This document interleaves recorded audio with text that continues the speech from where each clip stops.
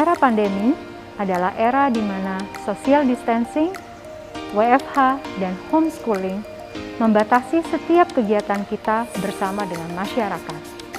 Oleh sebab itu, muncul permasalahan-permasalahan tidak hanya dari segi fisik, namun juga kejiwaan setiap orang.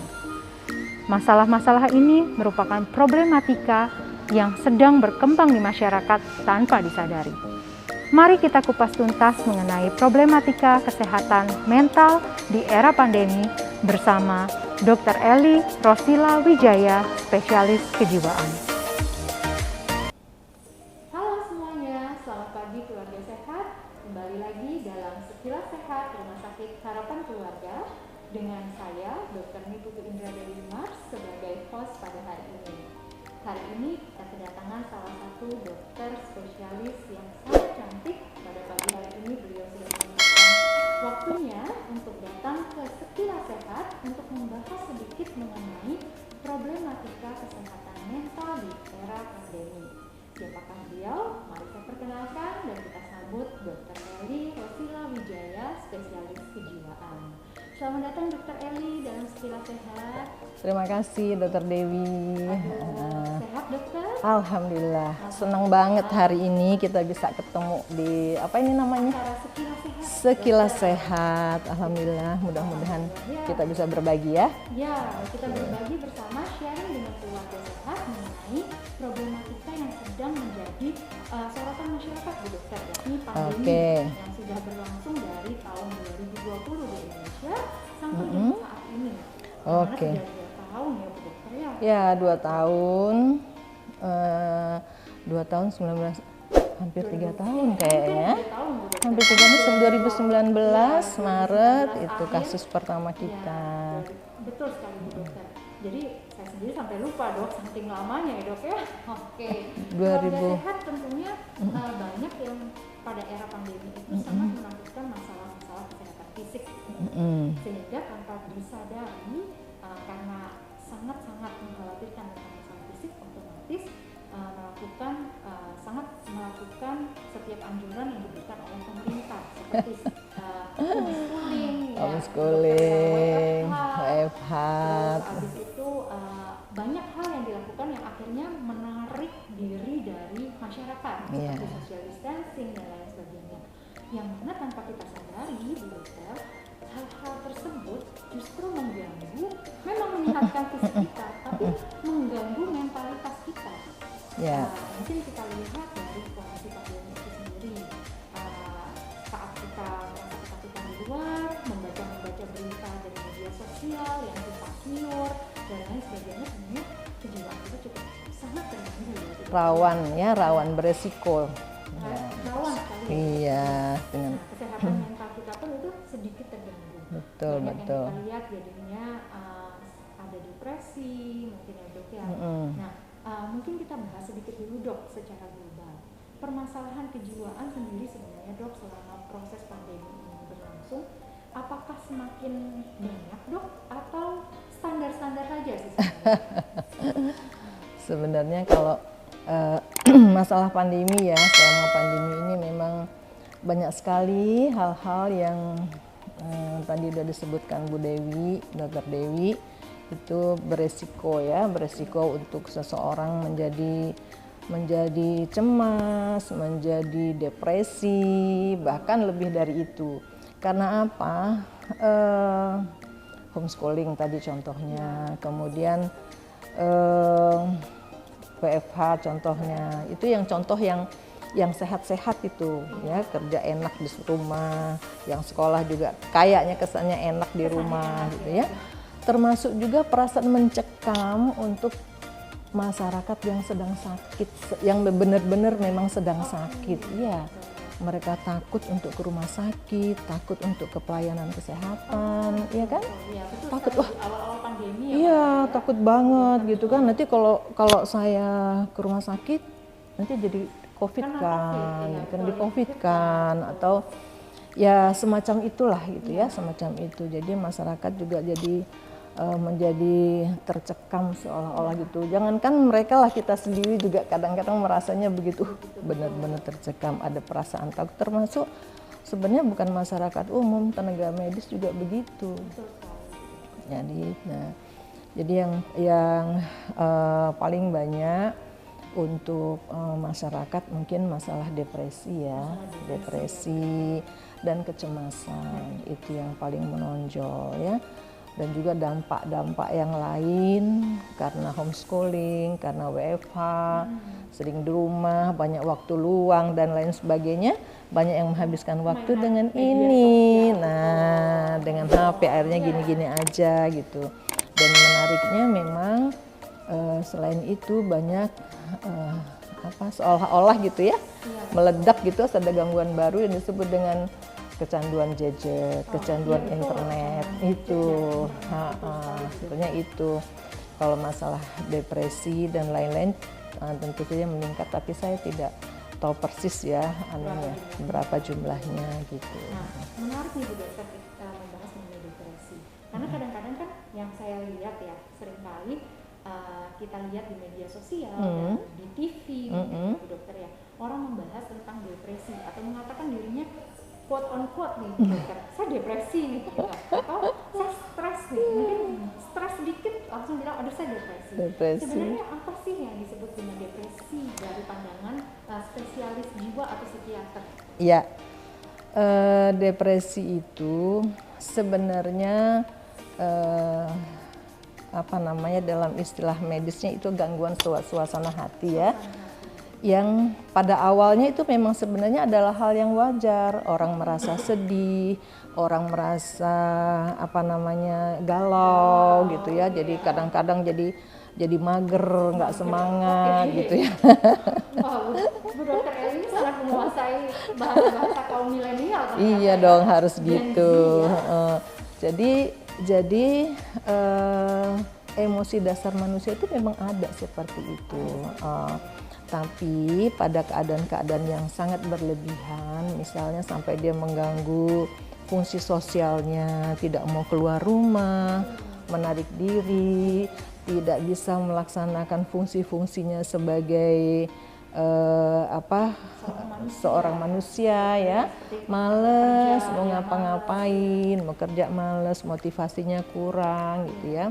Nah itu menjadi gangguan. Nah, disebut depresi kalau dia banyak murung, suasana hatinya yang biasanya biasa aja, atau ya kalau melihat sesuatu bergairah, semangat gitu, nah sekarang dia murung, lebih banyak murung, kemudian jadi cepat lelah, kurang bersemangat, merasa dia jadi tidak menyukai hal-hal yang biasanya dia suka. Misalnya dulu dia suka jalan-jalan misalnya, sekarang males, lebih baik gue di rumah gitu ya.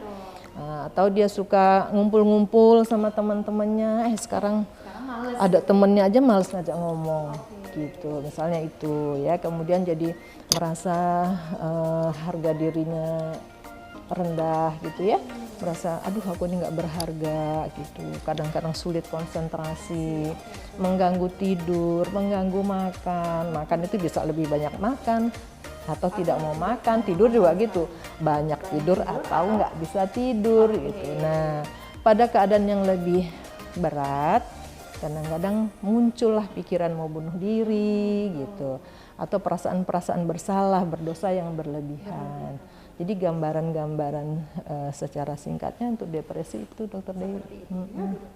Jadi para kaum rebahan, mohon jangan merasa bahwa dirinya tidak depresi, mentang-mentang kerjaannya itu tiduran terus. Jadi bisa ya Bu Dokter ya, hal-hal seperti itu jika sudah ditemukan di dalam diri kita atau kita mulai merasa orang di sekitar kita memiliki hal tersebut, mungkin bisa diajak berkonsultasi. Iya, mungkin diajak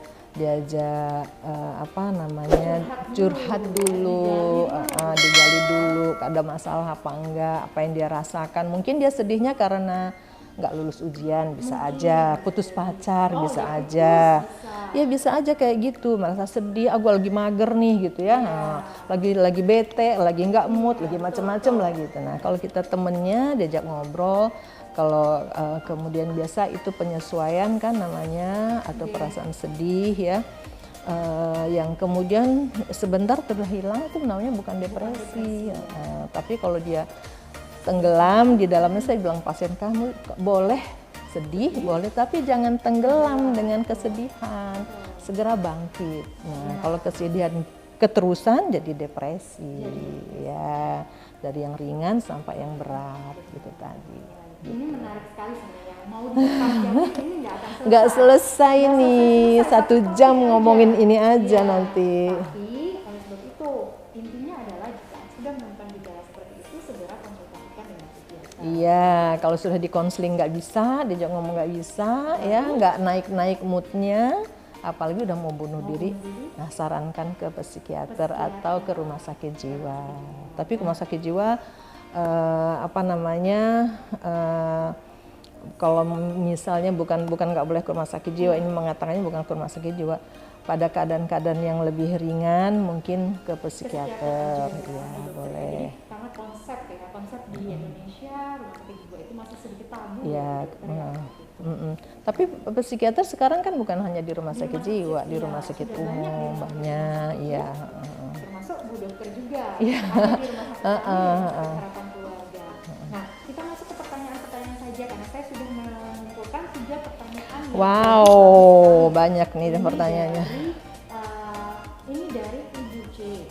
Menanyakan Bu Dokter, anak-anak kami ini udah lama sekali Bu Dokter homeschooling. Yang saya perhatikan sekarang ini kok jadi lebih banyak diam ya dan tidak mau keluar kamar. Selalu asik sendiri dan bermain HP. Mungkin itu yang tadi Bu Dokter sampaikan. Apakah ada cara ya Bu Dokter atau tips agar anak kami ini mau kembali untuk mengikuti kegiatan outdoor? Oh gitu ya. Oke, jadi mungkin mamanya lagi senang-senangnya naik gunung atau jalan-jalan gitu ya. Kok anaknya nggak pernah mau ikut gitu Bu Dokter? Iya, ini memang problem ya, bukan hanya pada masa pandemi saja, tapi juga banyak sekarang ini setelah zamannya gadget, banyak sekali ibu-ibu yang susah mengajak anaknya outdoor, apalagi di masa pandemi memang nggak boleh keluar rumah, apalagi hiburannya selain gadget, dan TV, gadget, TV itu aja.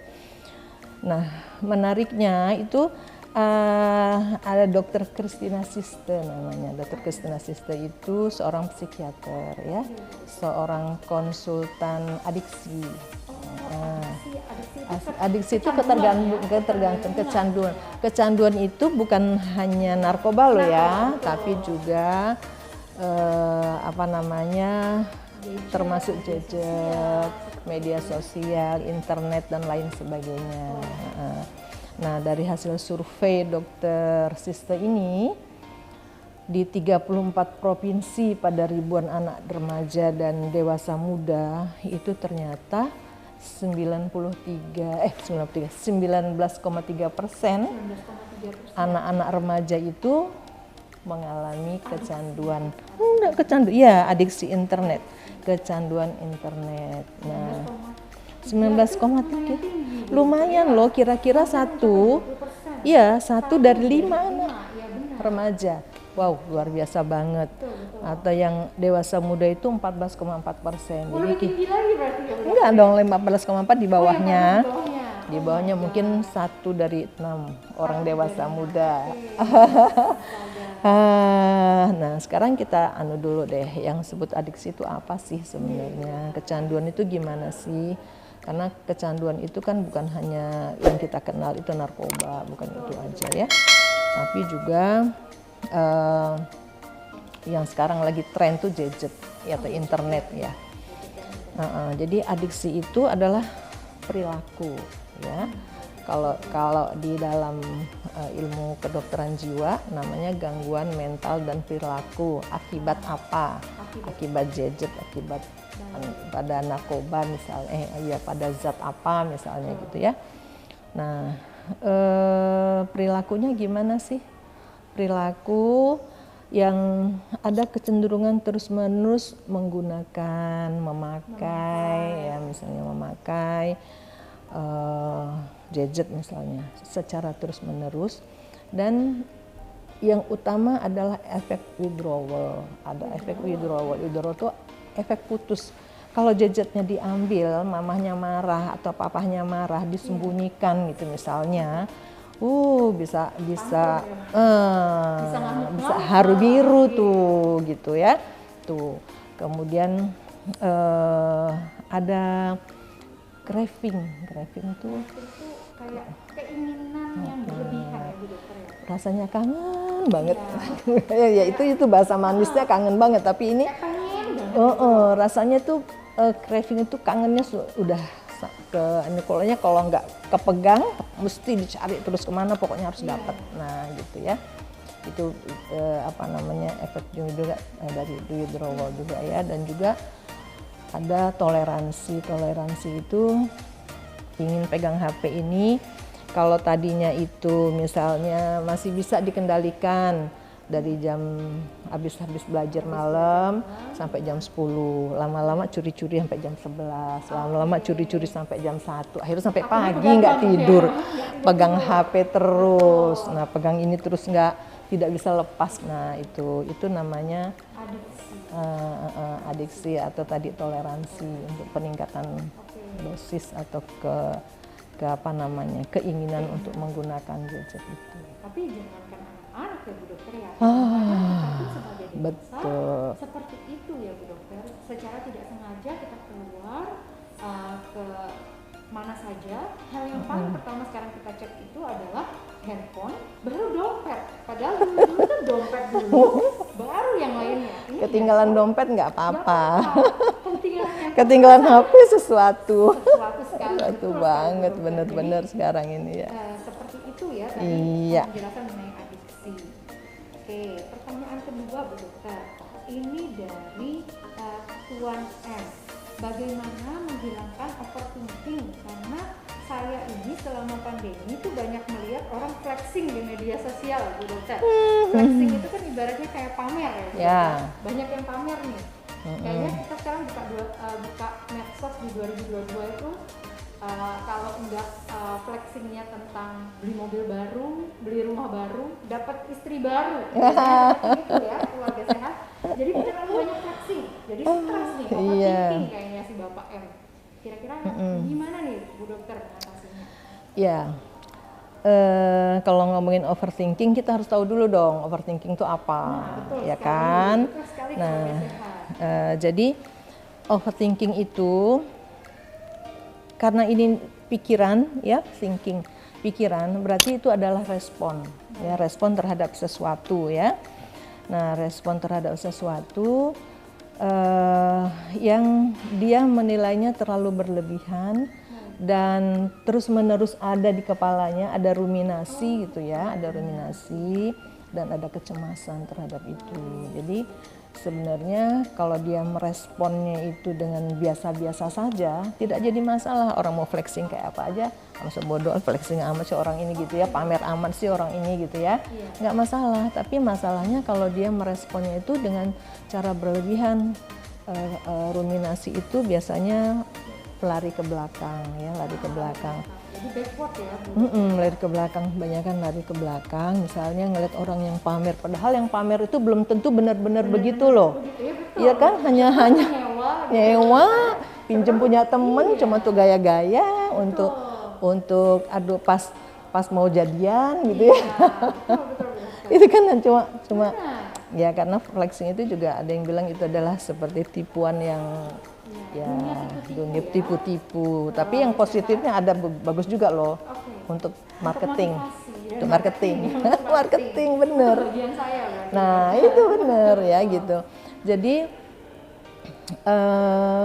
kalau memandangnya flexing itu di apa namanya, dibandingkan dengan dirinya, ih enak sekali dia ya, beli mobil kayak beli kacang goreng misalnya gitu ya, pakainya mewah, wow, perhiasannya banyak banget, berliannya, temennya banyak banget ya.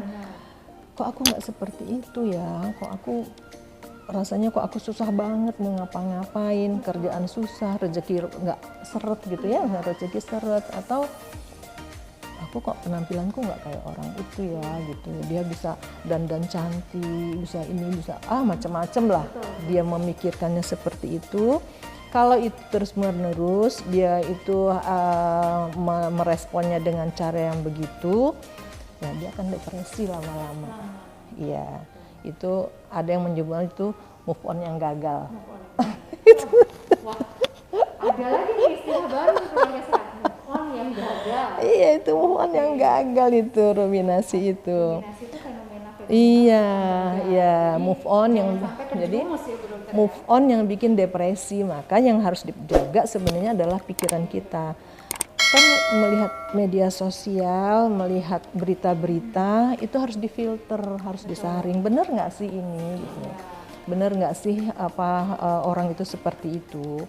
Mana yang lebih baik, kita hidup apa adanya ataukah seperti mereka? Jadi kita harus kaji gitu supaya kita Baik, keluarga sehat. Jadi tolong media sosial itu balik lagi sebenarnya ke arah adiksi Iya, ya, Bu Dokter. Kalau kita bisa mengendalikan jumlah asupan media sosial kita per hari, sebenarnya itu akan sangat membantu kita tidak overthinking. Jadi jangan terlalu banyak membaca hal-hal yang tidak seharusnya menjadi asupan kita. Iya betul, filter di filter. Iya. Baik, pertanyaan terakhir Bu Dokter. Ini dari Ibu S. Bu Dokter, melahirkan di masa pandemi ini kan sangat sulit Bu Dokter, terutama bagi saya. Apalagi suami saya sedang kehilangan pekerjaan. Dan ada rasa saya benci sekali dengan anak saya, padahal ini itu anak pertama saya. Saya sangat mengharapkan anak ini. Apakah saya ini gila ya? Dan apa yang harus saya lakukan? Nah, ini pertanyaannya dalam sekali sebenarnya. Dalam banget nih ya. Dan ini agak berat pertanyaannya. Kok bisa sampai benci sama Oke. Ya, dari pertanyaan itu tadi, yang pertama adalah untuk keluarga sehat dan masyarakat yang mendengarkan, melihat, nanti menjadi melihat ya, melihat. Jadi yang pertama, Dokter Dewi ya, kita sama-sama mengedukasi masyarakat. Betul. Menggunakan istilah gila yang dipakai Bapak tadi Iya. ya. Pertanyaan Bapak apa Ibu tadi? Ibu S.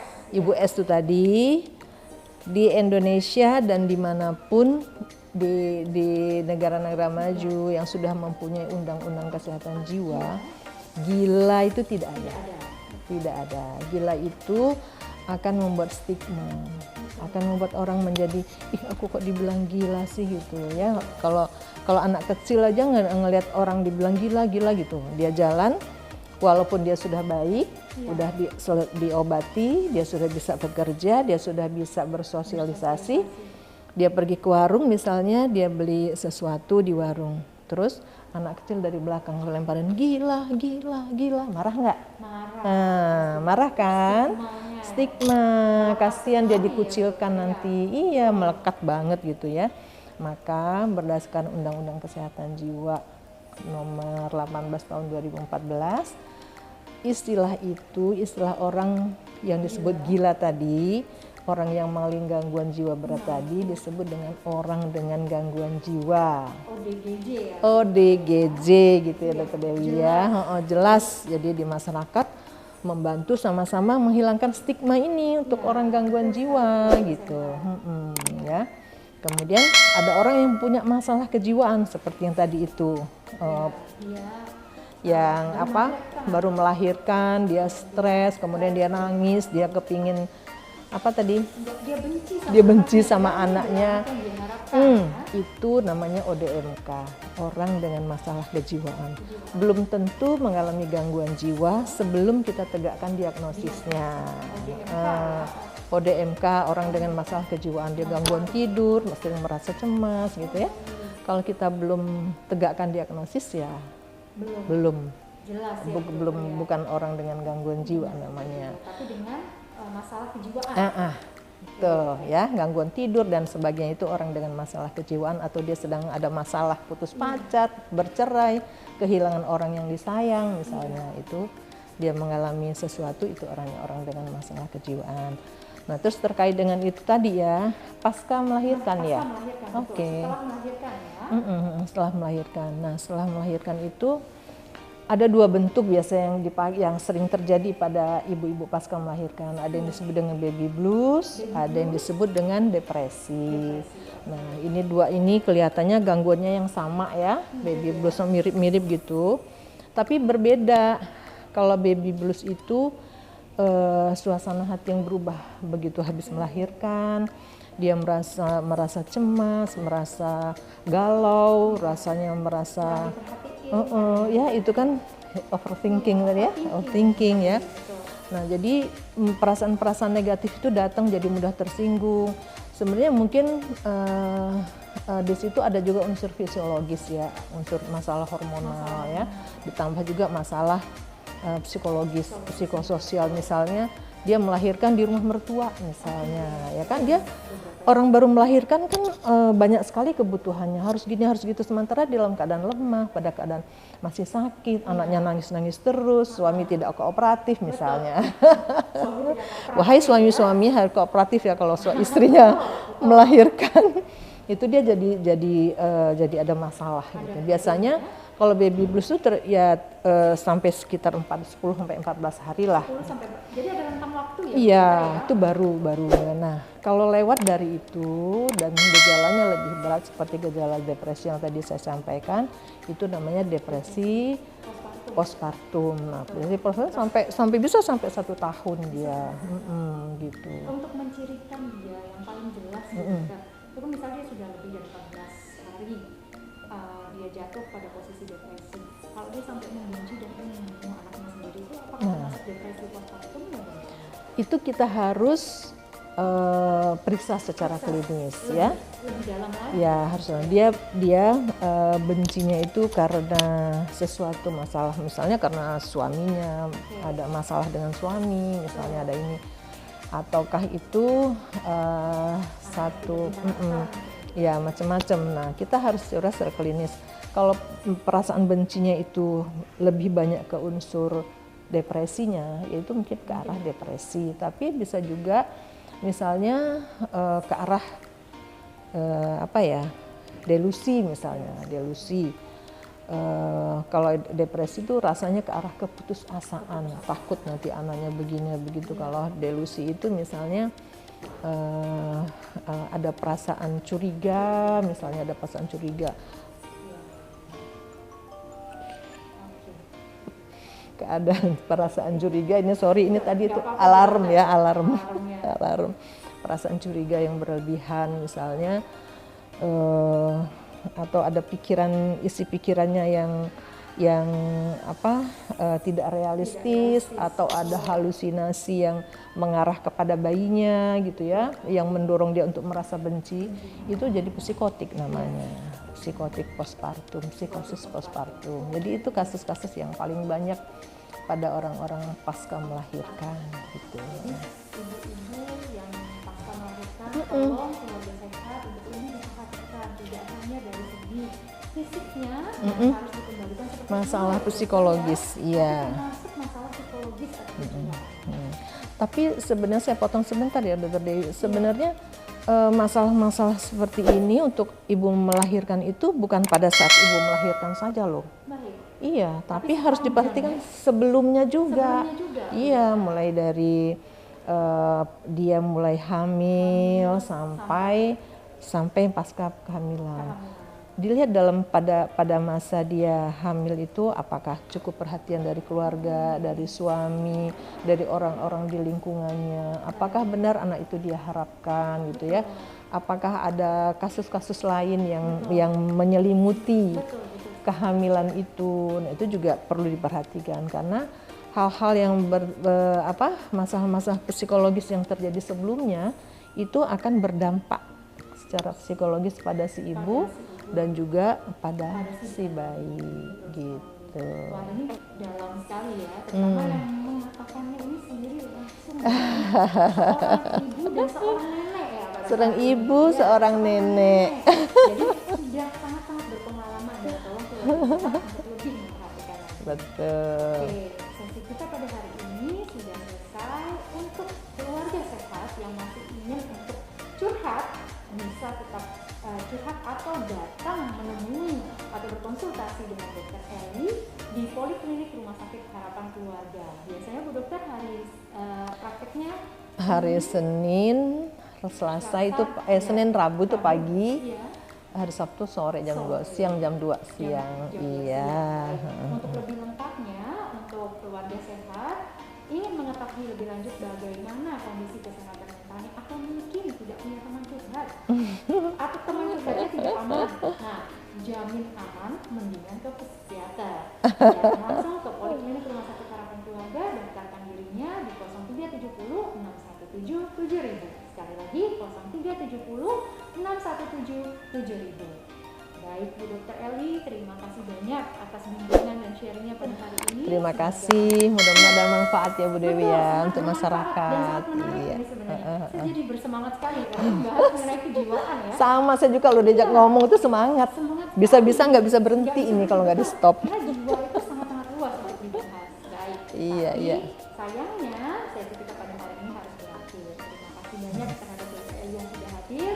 Tetap jaga kesehatan, utamakan jiwa kita tetap sehat, karena Rumah Sakit Harapan Keluarga, your health,